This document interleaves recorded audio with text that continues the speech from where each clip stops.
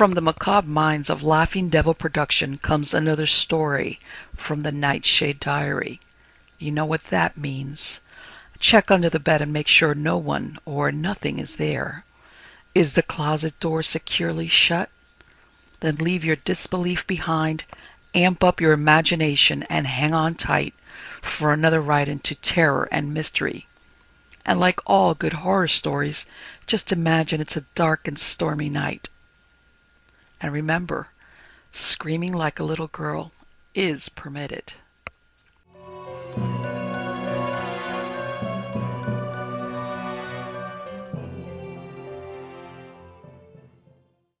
Man Size in Marble by Edith Nesbit. Although every word of this story is as true as despair, I do not expect people to believe it. Nowadays a rational explanation is required before belief is possible.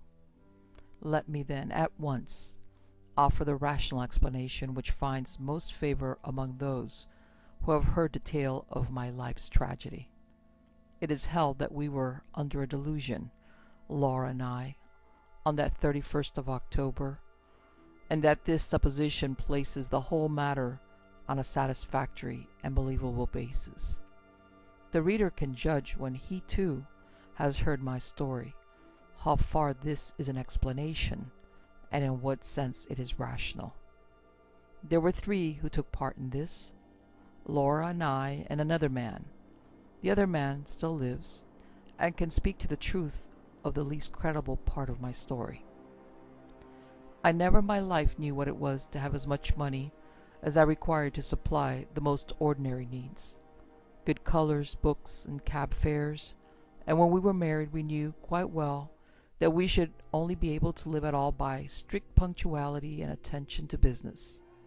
I used to paint in those days, and Laura used to write, and we felt sure we could keep the pot at least simmering.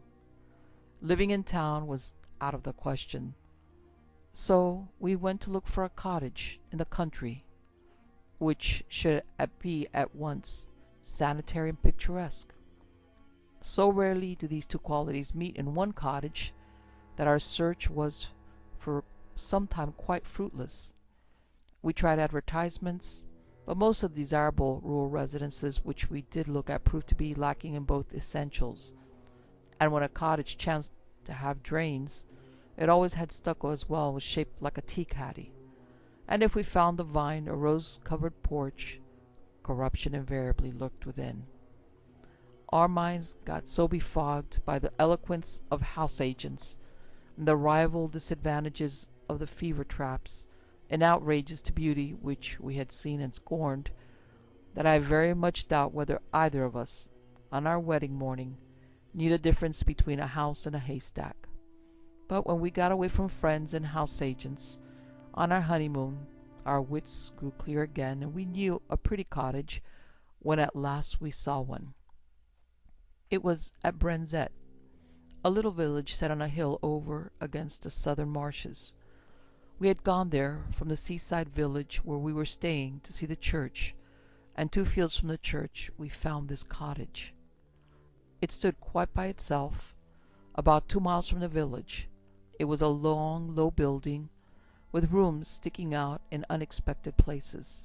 There was a bit of stonework, ivy-covered and moss-grown, just 2 old rooms, all that was left of a big house that had once stood there. And round this stonework the house had grown up. Stripped of its roses and jasmine, it would have been hideous.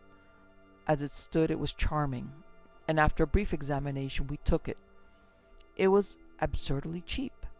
The rest of our honeymoon we spent in grubbing about in second-hand shops in the country town, picking up bits of old oak and Chippendale chairs for our furnishings. We wound up with a run up to town and a visit to Liberty's, and soon the low oaked beam lattice window rooms began to be home. There was a jolly old-fashioned garden, with grass paths and no end of hollyhocks and sunflowers and big lilies. From the window you could see the marsh pastures, and beyond them the blue thin line of the sea.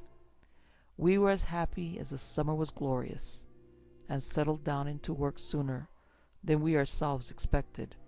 I was never tired of sketching the view, and the wonderful cloud effects from the open lattice, and Laura would sit at the table and write verses about them, in which I mostly played the part of foreground. We got a tall old peasant woman to do for us.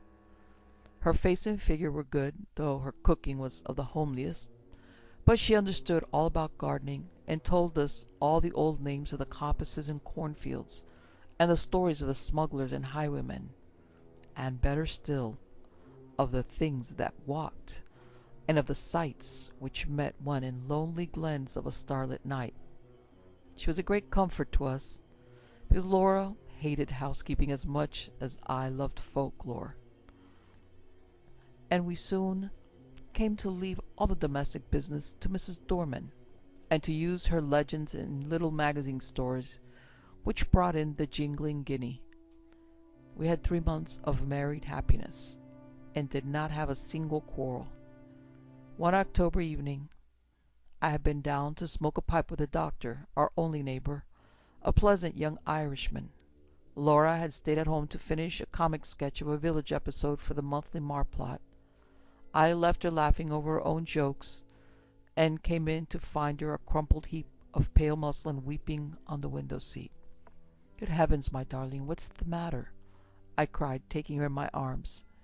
She leaned her little dark head against my shoulder, and went on crying. I had never seen her cry before. We had always been so happy, you see, and I felt sure some frightful misfortune had happened. "What is the matter? Do speak." "It's Mrs. Dorman," she sobbed. "What has she done?"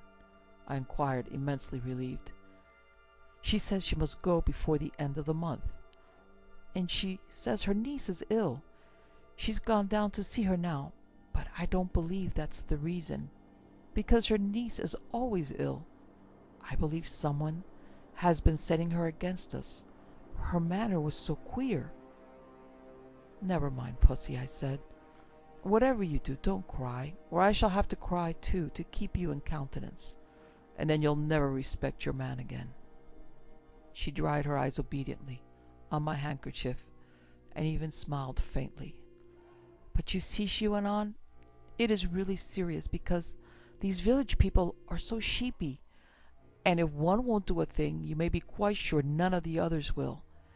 And I shall have to cook the dinners, and wash up the hateful greasy plates, and you'll have to carry cans of water about, and clean the boots and knives, and we shall never have any time for work, or earn any money, or anything. We shall have to work all day, and only be able to rest when we are waiting for the kettle to boil." I represented to her that even if we had to perform these duties, that they would still present some margin for other toils and recreations, but she refused to see the matter in any but the greyest light. She was very unreasonable, my Laura, but I could not have loved her any more if she had been as reasonable as Whiteley. "I'll speak to Mrs. Dorman when she comes back, and see if I can't come to terms with her," I said. "Perhaps she wants a raise in her screw. It will be all right. Let's walk up to the church."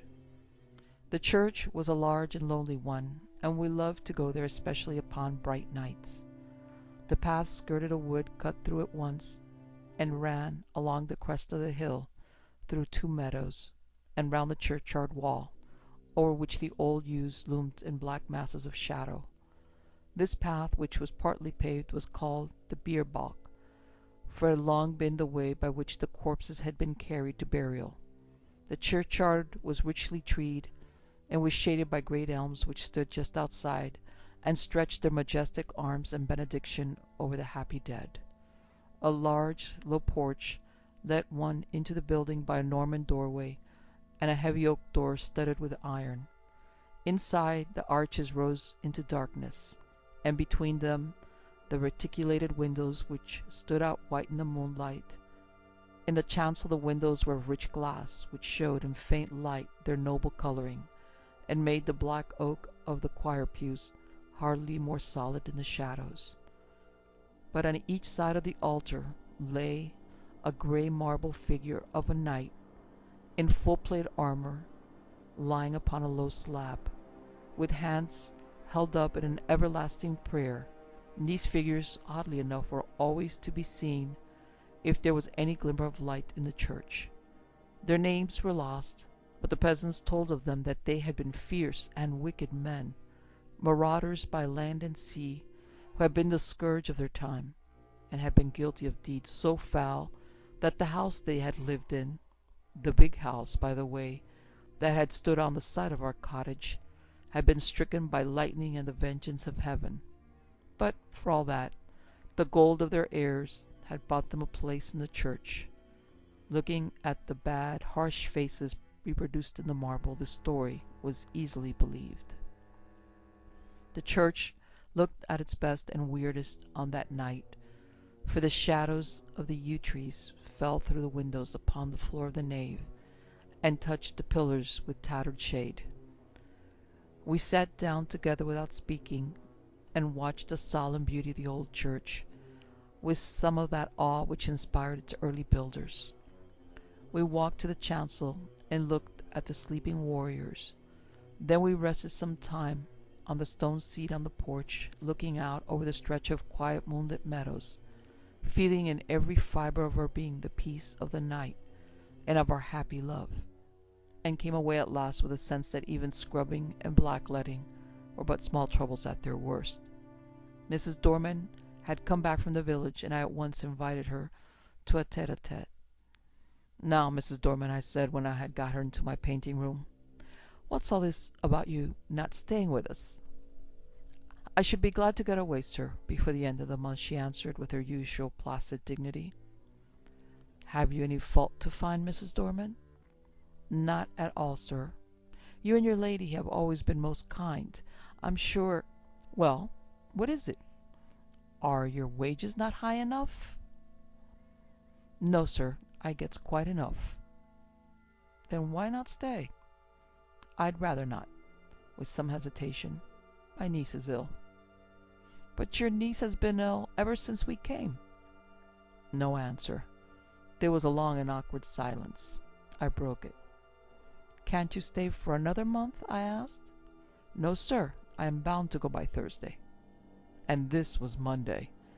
"Well, I must say, I think you might have let us know before. There's no time now to get anyone else, and your mistress is not fit to do heavy housework. Can't you stay till next week?" "I might be able to come back next week." I was now convinced that all she wanted was a brief holiday, which we should have been willing enough to let her have as soon as we could get a substitute. "But why must you go this week?" I persisted. "Come, out with it."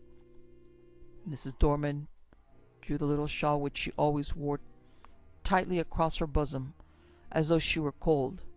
Then she said, with a sort of effort, "They say, sir, as this was a big house in Catholic times, and there was many deeds done here." The nature of the deeds might be vaguely inferred from the inflection of Mrs. Dorman's voice, which was enough to make one's blood run cold. I was glad that Laura was not in the room. She was always nervous, as highly strung natures are, and I felt that these tales about our house, told by this old peasant woman with her impressive manner and contagious credulity, might have made our home less dear to my wife. "Tell me all about it, Mrs. Dorman," I said. "You needn't mind about telling me. I'm not like the young people who make fun of such things." Which was partly true. "Well, sir," she sank her voice, "you may have seen in the church, beside the altar, two shapes?" "You mean the effigies of the knights in armor?" I said cheerfully. "I mean them two bodies, drawed out, man-size, in marble," she returned. And I had to admit that her description was 1,000 times more graphic than mine, to say nothing of a certain weird force and uncanniness about the phrase, "drawed out, man-size, in marble." "They do say as on All Saints' Eve them two bodies sits up on their slabs and gets off of them, and then walks down the aisle in their marble." Another good phrase, Mrs. Dorman. "And as the church clock strikes 11, they walks out of the church door, and over the graves, and along the bier balk, and if it's a wet night, there's the marks of their feet in the morning. And where do they go? I asked, rather fascinated. They come back here to their home, sir. And if anyone meets them? Well, what then? I asked. But no, not another word could I get from her, save that her niece was ill and she must go. After what I had heard, I scorned to discuss the niece, and tried to get from Mrs. Dorman more details of the legend. I could get nothing but warnings. Whatever you do, sir, lock the doors early on All Saints' Eve, and make the cross sign over the doorstep and on the windows. But has anyone ever seen these things? I persisted. That's not for me to say. I know what I know, sir. Well, who was here last year? No one, sir. The lady has owned the house, only stayed here in summer, and she always went to London a full month afore the night. And I'm sorry to inconvenience you and your lady, but my niece is ill, and I must go on Thursday. I could have shaken her for her absurd reiteration of that obvious fiction, after she had told me her real reasons. She was determined to go, nor could our united entreaties move her in the least. I did not tell Laura the legend of the shapes that walked in their marble, partly because a legend concerning our house might perhaps trouble my wife, and partly, I think, from some more occult reason. This was not quite the same to me as any other story, and I did not want to talk about it till the day was over. I had very soon ceased to think of the legend, however. I was painting a portrait of Laura against the lattice window, and I could not think of much else. I had got a splendid background of yellow and gray sunset, and was working away with enthusiasm at her lace. On Thursday Mrs. Dorman went. She relented at parting so far as to say, "Don't you put yourself about too much, ma'am, and if there's any little thing I can do next week, I'm sure I shan't mind." From which I inferred that she wished to come back to us after Halloween. Up to the last she adhered to the fiction of this niece with touching fidelity. Thursday passed off pretty well. Laura showed marked ability in the matter of steak and potatoes, and I confessed that my knives and the plates which I insisted upon washing were better done than I had dared to expect. Friday came. It is about what happened on that Friday that this is written. I wonder if I should have believed it. If anyone had told it to me. I will write the story of it as quickly and plainly as I can. Everything that happened on that day is burnt into my brain. I shall not forget anything nor leave anything out. I got up early, I remember, and lighted the kitchen fire, and had just achieved a smoky success when my wife came running down, as sunny and sweet as the clear October morning itself. We prepared breakfast together and found it very good fun. The housework was soon done, and when brushes and brooms and pails were quiet again, the house was still indeed. It is wonderful what a difference one makes in a house. We really missed Mrs. Dorman, quite apart from considerations concerning pots and pans. We spent the day in dusting our books and putting them straight, and dined gaily on cold steak and coffee. Laura was, if possible, brighter and gayer and sweeter than usual, and I began to think that a little domestic toil was really good for her. We had never been so merry since we were married, and the walk we had that afternoon was, I think, the happiest time of all my life. When we had watched the deep scarlet clouds slowly pale into leaden grey against a pale green sky, and saw the white mist curl up along the hedgerows in the distant marsh, we came back to the house, silently, hand in hand. "You are sad, my darling," I said, half jestingly, as we sat down together in our little parlour. I expected a disclaimer, for my own silence had been the silence of complete happiness. To my surprise she said, "Yes, I think I am sad, or rather, I am uneasy. I don't think I'm very well. I have shivered 3 or 4 times since we came in, and it is not cold, is it?"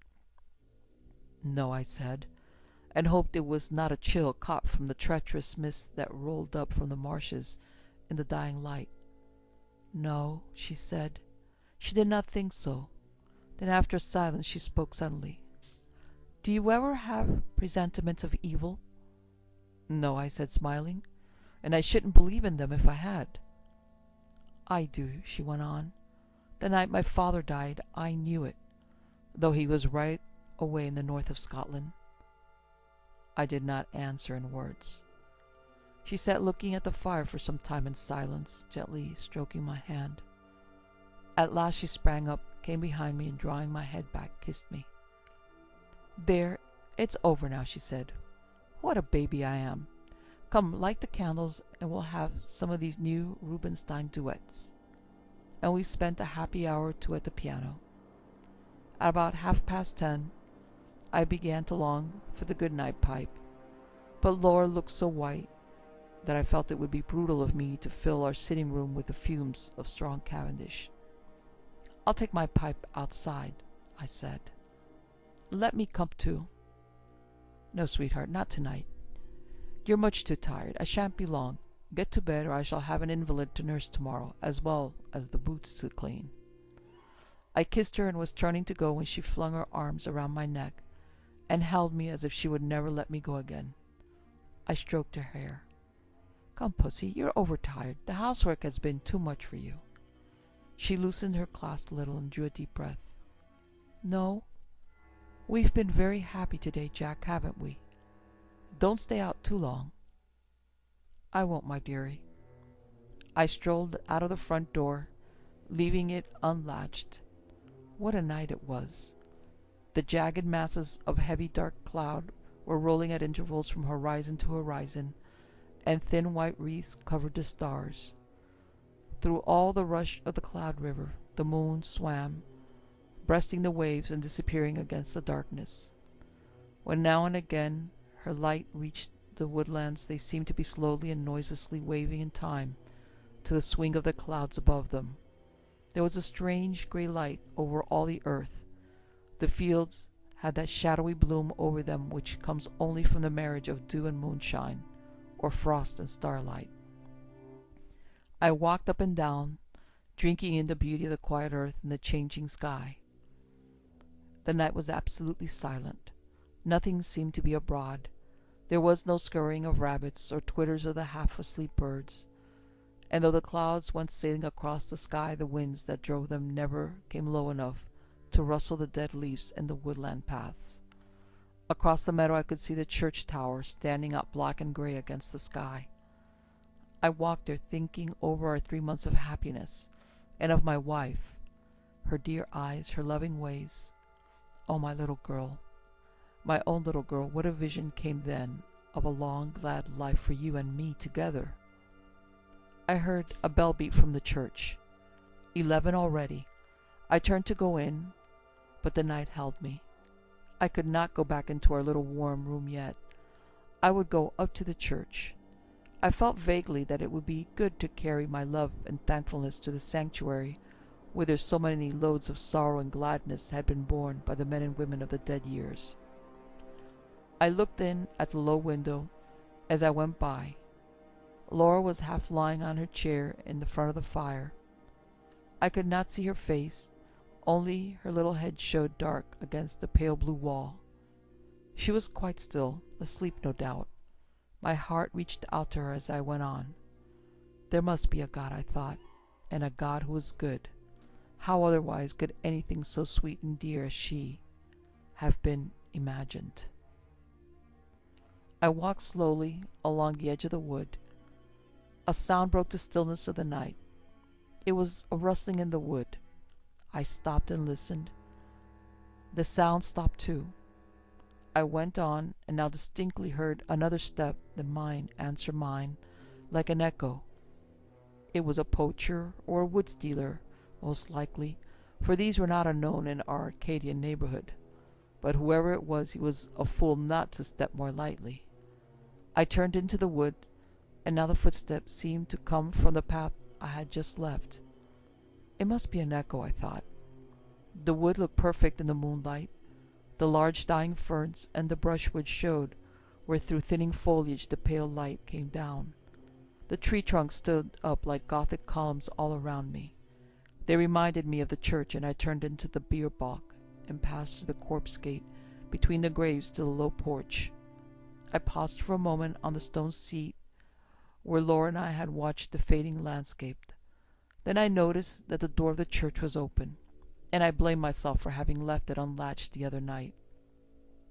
We were the only people who ever cared to come to the church except on Sundays, and I was vexed to think that through our carelessness the damp autumn airs had had a chance of getting in and injuring the old fabric. I went in. It will seem strange, perhaps, that I should have gone halfway up the aisle before I remembered, with a sudden chill, followed by a rush of self-contempt, that this was the very day and hour when, according to tradition, the shapes drawn out man-size in marble began to walk. Having thus remembered the legend, and remembered it with a shiver of which I was ashamed, I could not do otherwise than walk up toward the altar, just to look at the figures. As I said to myself, really, what I wanted was to assure myself, first, that I did not believe the legend, and secondly, that it was not true. I was rather glad that I had come. I thought now I could tell Mrs. Dorman how vain her fancies were, and how peacefully the marble figures slept on through the ghastly hour. With my hands in my pockets I passed up the aisle. In the grey dim light the eastern end of the church looked larger than usual, and the arches above the two tombs looked larger too. The moon came out and showed me the reason. I stopped short. My heart gave a leap that nearly choked me and then sank sickeningly. The bodies drawn out man's size were gone, and their marble slabs lay wide and bare in the vague moonlight that slanted through the east window. Were they really gone, or was I mad? Clenching my eyes, I stooped and passed my hand over the smooth slabs and felt their flat unbroken surface. Had someone taken the things away? Was it some vile practical joke? I could make sure anyways.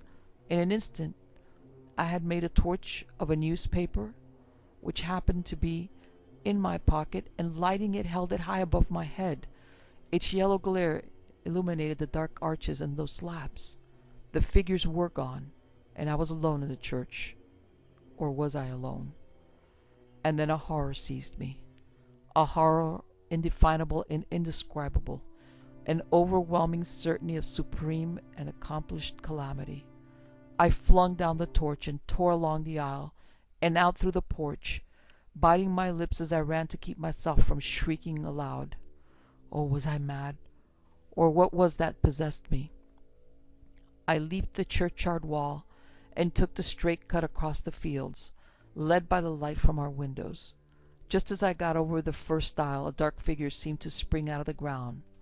Mad still with that certainty of misfortune, I made for the thing that stood in my path, shouting, "Get out of the way, can't you?" But my push met with a more vigorous resistance than I had expected. My arms were caught just above the elbow and held as in a vice, and the raw-boned Irish doctor actually shook me. "Would ye?" he cried in his own unmistakable accents. "Would ye, then?" "Let me go, you fool!" I gasped. "The marble figures have gone from the church. I tell you they've gone." He broke into a ringing laugh. "I have to give you a draught tomorrow, I see. You've been smoking too much and listening to old wives' tales.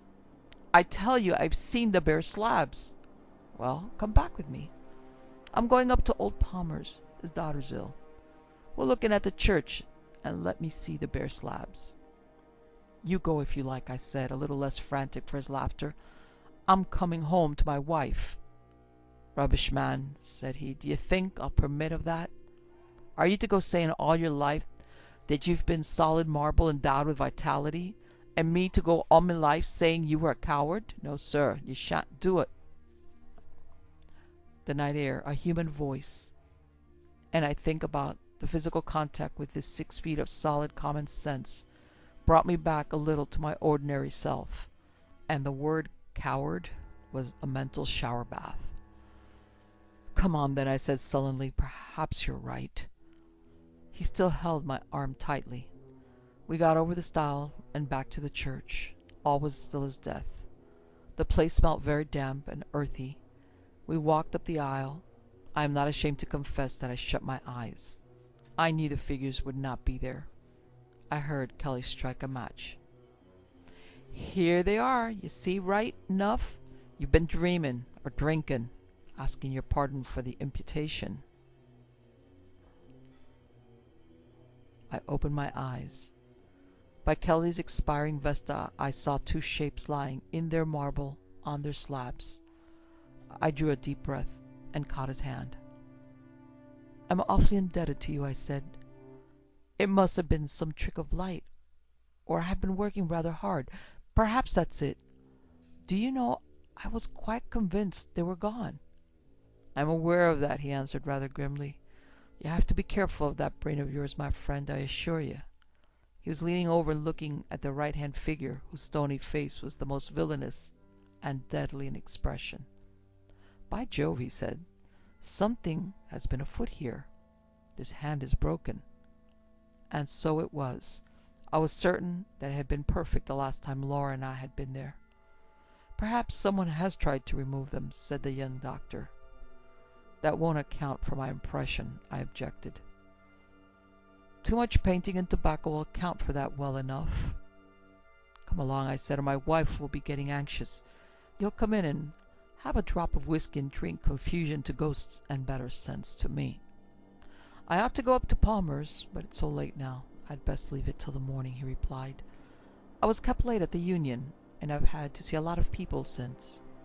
"All right, I'll come back with you." I think he fancied I needed him more than did Palmer's girl. So discussing how much an illusion could have been possible, and deducing from his experience large generalities concerning ghostly apparitions, we walked up to our cottage. We saw, as we walked up the garden path, that bright light streamed out of the front door, and presently saw that the parlor door was open too. Had she gone out? "Come in," I said, and Dr. Kelly followed me into the parlor. It was all ablaze with candles, not only the wax ones, but at least a dozen guttering, glaring tallow dips, stuck in vases and ornaments in unlikely places. Light, I knew, was Laura's remedy for nervousness. Poor child! Why had I left her, brute that I was? We glanced around the room, and at first we did not see her. The window was open, and the draught set all the candles flaring one way. Her chair was empty, and her handkerchief and book lay on the floor. I turned to the window. There in the recess of the window I saw her. Oh, my child, my love! Had she gone to that window to watch for me? And what had come into the room behind her? To what had she turned with that look of frantic fear and horror? Oh, my little one, had she thought that it was I whose step she heard and turned to meet? What? She had fallen back across a table in the window, and her body lay half on it and half on the window seat, and her head hung down over the table, the brown hair loosened and fallen to the carpet. Her lips were drawn back, and her eyes wide, wide open. They saw nothing now. What had they seen last? The doctor moved forwards, but I pushed him aside and sprang to her, caught her in my arms, and cried, "It's all right, Laura. I've got you safe, dear." She fell into my arms in a heap. I clasped her and kissed her and called her by all her pet names, but I think I knew all the time that she was dead. Her hands were tightly clenched. In one of them she held something fast. When I was quite sure that she was dead, and that nothing mattered at all any more, I let him open her hand to see what she held. It was a grey marble finger.